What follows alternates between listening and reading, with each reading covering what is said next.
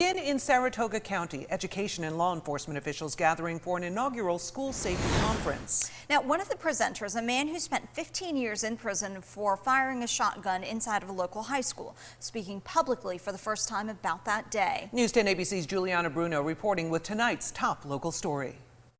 I wasn't in there creating a disturbance.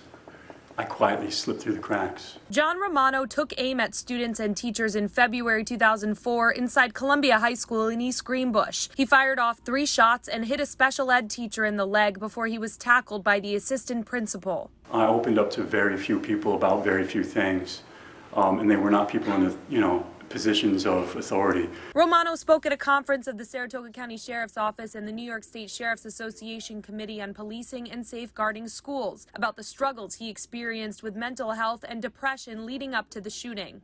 Deputy Ken Cooper, in charge of the Community Outreach and Youth Services Unit for the Saratoga County Sheriff's Department, asked Romano to speak today in the hopes it will help officers and educators better identify students who are struggling before they act out and encourage young people to speak up. Way too many times we let that one kid get through the crack and we don't know how to reach out to them. If we can have them opening up and getting rid of any toxicity that might be building up within them, then hopefully nobody will even come close to doing anything that I've done. Romano, who was released from prison in December 2020, served almost 15 years of his 20-year sentence for attempted murder and reckless endangerment. It's been a long time, and yet my actions that day still have effects on many people.